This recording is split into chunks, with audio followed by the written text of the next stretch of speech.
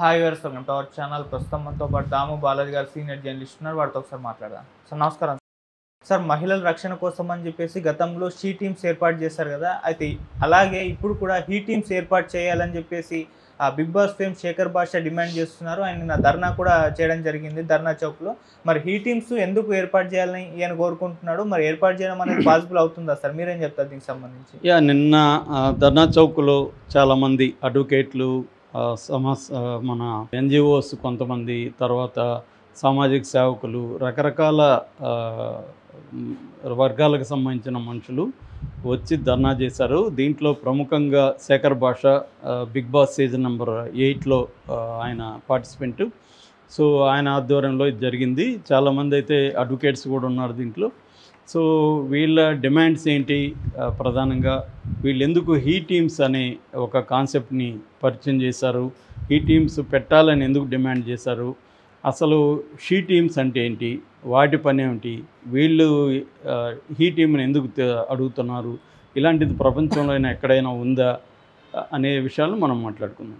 యాక్చువల్గా she teams అనేది కూడా మన దేశంలో మామూలుగా అయితే ఎక్కడా లేదు.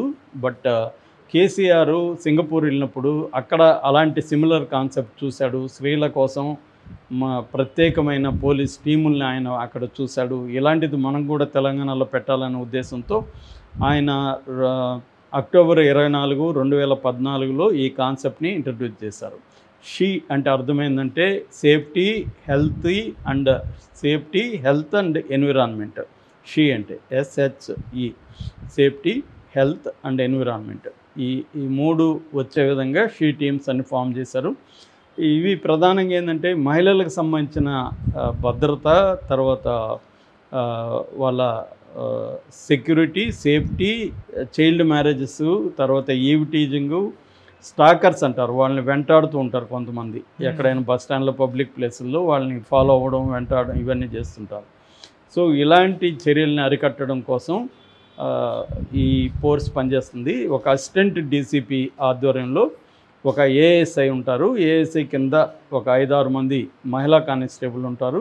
వీళ్ళందరూ కూడా అండర్ కవర్గా పనిచేస్తారు. అండర్ కవర్ అంటే మారువేషాల్లో ఉంటారు. మామూలు అమ్మాయిలాగా వీళ్ళు కూడా కలిసిపోతారు. వీళ్ళని కూడా టీచ్ చేసే వాళ్ళు ఉంటారు. వీళ్ళు పోలీసులని వాళ్ళకి తెలియదు అబ్బాయిలకి. అలాంటప్పుడు వాళ్ళు రెడీ హ్యాండెడ్కి పట్టుకుంటారు. అలాగా హైదరాబాద్ పరిధిలో దాదాపు 100 నుంచి 120 టీములు, షీ టీములు పనిచేస్తున్నాయి ప్రజెంట్. ఇది దేశంలోనే కొత్త కాన్సెప్ట్ అని చెప్పొచ్చు. ప్రపంచంలో కూడా ఇలాంటి టీములు చాలా తక్కువ దేశాల్లోనే ఉన్నాయి. ఇది కేసీఆర్ ప్రవేశపెట్టిన మంచి కాన్సెప్ట్లో ఒకటి. ఇది ఎబ్సెంట్గా కూడా పనిచేస్తుంది. దీని తర్వాత చాలా చోట్ల ఉమెన్ మీద ఇటువంటి క్రైమ్స్ తగ్గాయి అనేది కూడా మనకు గణాంకాలు చెప్తున్నాయి. ఫర్ ఎగ్జాంపుల్ రాచకొండ కమిషనరేట్ పరిధిలో 85% డౌన్ అయిన కేసులు, స్త్రీలని హరాస్మెంట్ కేసులు షీ టీమ్స్ వల్లే, ఎఫెక్టివ్గా పనిచేయడం వల్లే అనేది. అంటే ఒక్కసారిగా వీళ్ళు ఎక్కడంటే అక్కడ పట్టుకోవడం వల్ల భయపడుతున్నారు. ఎవరినైనా టీచ్ చేయాలన్నా, వాళ్ళని ఏమన్నా ఇబ్బంది పెట్టాలన్నా అబ్బాయిలు భయపడే పరిస్థితి అయితే షీ టీములు తీసుకురాగలిగారు అనేది చూస్తున్నాం. అయినప్పటికీ కూడా జరుగుతున్నాయి. మొన్న కూడా MMTSలో ఒక అమ్మాయిని ఒంటరిగా ఉందని ఒక అబ్బాయి వెళ్ళి రేప్ చేయబోతాం, దూకేయడం, గాయాలవడం, ఇవన్నీ చూసాం. సో ఇది షీ టీమ్స్ కాన్సెప్ట్.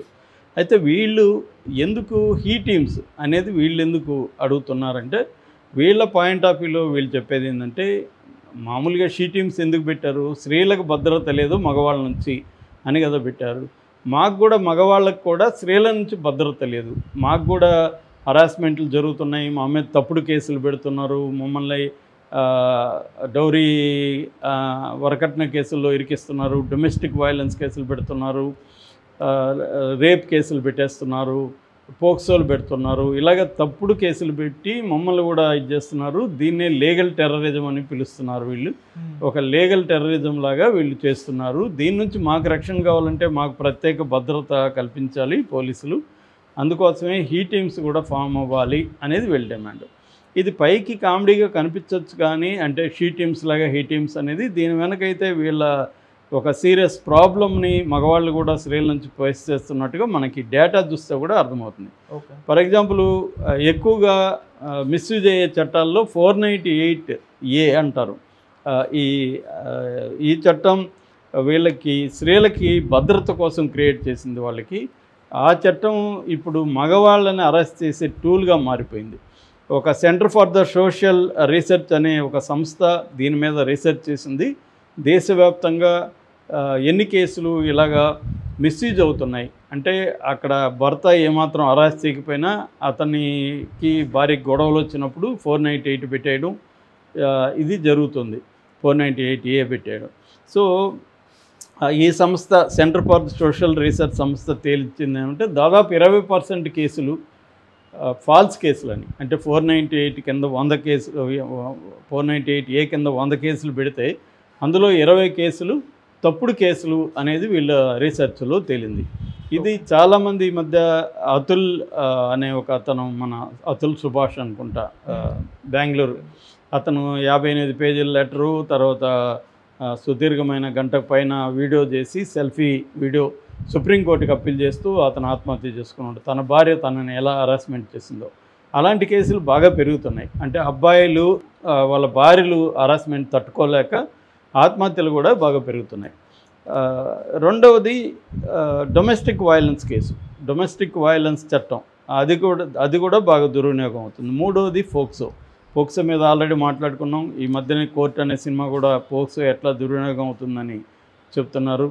అమ్మాయిలైనా అబ్బాయిలైనా 18 ఏళ్ళు లోపల ఉండే వాళ్ళతో లైంగికంగా వాళ్ళ సమ్మతితో కలిసినా కూడా పోక్సో వర్తిస్తుంది. కానీ ఇది ప్రధానంగా అబ్బాయిల మీదనే పెడుతున్నారు. అబ్బాయి అమ్మాయి ఇద్దరు 18 ఏళ్ళు లోపల వాళ్ళైనా వాళ్ళిద్దరి మధ్య లైంగికంగా జరిగిన అబ్బాయే నేరస్తుడిగా పెట్టేస్తున్నారు ఈ కేసుల్లో. కాబట్టి అమ్మాయే అబ్బాయిని రెచ్చగొడుతుంది, సెడ్యూస్ చేస్తుంది, అబ్బాయి రంగంలో దిగుతాడు. సో ఇద్దరి మధ్య రొమాన్స్ జరుగుతుంది. ఇది ఇంట్లో తెలిసేసరికి అమ్మాయిల తల్లిదండ్రులు వెళ్ళి పోక్సో కేసు పెట్టేస్తున్నారు. అబ్బాయి జీవితం నాశనం అవుతుంది. తప్పు ఎవరిదంటే ఇద్దరిది. ముందు అసలు అమ్మాయి కదా సెడ్యూస్ చేసింది. ఇలాంటి కేసులు హైకోర్టులే అనేక సార్లు దీని మీద మాట్లాడాయి.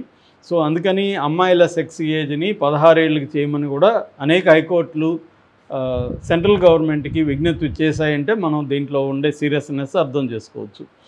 ఇక మూడవది డైవర్స్ అండ్ అలిమోనీకి సంబంధించి చాలామంది డైవర్స్ ఎందుకు అడుగుతున్నారంటే, పెళ్లి చేసుకోవడం, రిచ్గా అయిన చూసి పెళ్లి చేసుకోవడం, ఏదో ఒక వీళ్ళకి ఇష్టం వచ్చిన అబ్బాయిలతో తిరగడం, దాంతో భర్త గొడవ చేస్తే వీడి మీద కేసు పెట్టడం. ఎలిమోనీ అంటే భరణం కింద డబ్బులు లాగడం.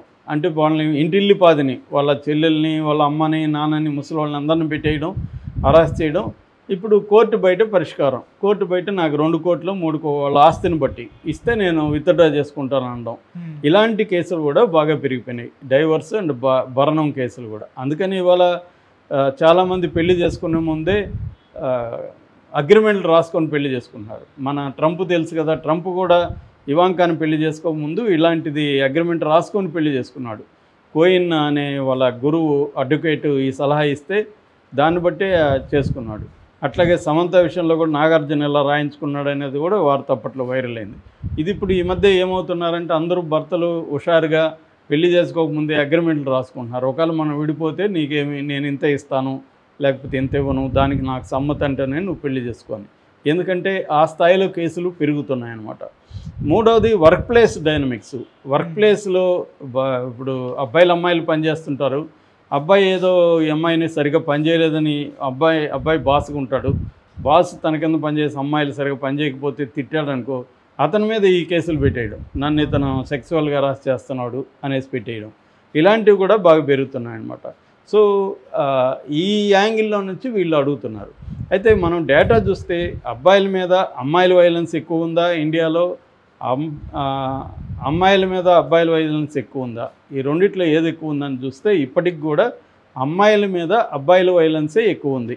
For example 2022 national NCRB national crime records bureau ప్రకారం మన దేశంలో 58,24,946 కాగ్నిజబుల్ అఫెన్సెస్ జరిగాయి.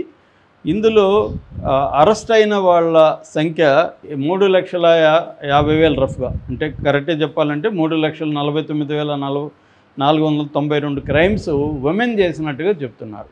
అంటే 6% క్రైమ్స్ ఉమెన్ చేశారు. మొత్తం 94% క్రైమ్స్ మేలెస్సే చేస్తున్నారు. కాకపోతే ఇక్కడ ఇంకొక లెక్క ఏంటంటే, చాలా ఉమెన్ చేసే క్రైమ్స్ కనిపించవు, వీళ్ళ హరాస్మెంట్ అనేది బయటికి కనిపించదు, వీళ్ళు పోలీసులకు కూడా కేసులు పెట్టట్లేదు మగవాళ్ళు. అందుకని మనం ఇంకొక లెక్క కూడా చూడాలని చెప్తున్నారు వీళ్ళు. For example save India family foundation అని ఒక మెన్స్ రైట్స్ గ్రూపు, మగవాళ్ళ హక్కుల కోసం పనిచేసే ఒక సంస్థ, దాని పేరు సేవ్ ఇండియా ఫ్యామిలీ ఫౌండేషన్. వాళ్ళు చెప్తుంది అంటే దాదాపు 40% మగవాళ్ళ ఆత్మహత్యలకి వీళ్ళే కారణం. అందుకని మనం లెక్కలు తీస్తే 2022లో మగవాళ్ళు ఎంతమంది చనిపోయారు, ఆడవాళ్ళు ఎంతమంది చనిపోయారు అని చూస్తే ఆత్మహత్యలు చూస్తే 45,026 మంది ఆడవాళ్ళు ఆత్మహత్యలు చేసుకుంటే మగవాళ్ళు 97,912 మంది, దాదాపు డబుల్గా మగవాళ్ళు ఆత్మహత్యలు చేసుకున్నారు. ఈ ఆత్మహత్యలు ప్రధానంగా ఫ్యామిలీ రిలేటెడ్ కారణాల వల్లే చేసుకున్నారు. ఇందులో దాదాపు 40% కేసుల్లో మగవాళ్ళని స్త్రీలే ఇండైరెక్ట్గా ఇది ఆత్మహత్య కాదు హత్యే అని ఈ సంస్థ రీసెర్చ్ చెప్తుంది. అంటే ఈ మధ్యకాలంలో ఏమైందంటే స్త్రీలు మగవాళ్ళ మీద చేసే హింస పెరుగుతోంది. అంటే గత 4 ఏళ్లలో 4% నుంచి 6%కి పెరిగింది. ఇది మనకి ఎక్కువ పెరిగినట్టు కనిపిస్తుంది, కానీ ఓవరాల్ లెక్కల్లో చూసుకుంటే 94% స్త్రీల మీద జరిగే అత్యాచారాలు కావచ్చు, రేప్స్ కావచ్చు, ఇవే ఎక్కువ ఉన్నాయి. For example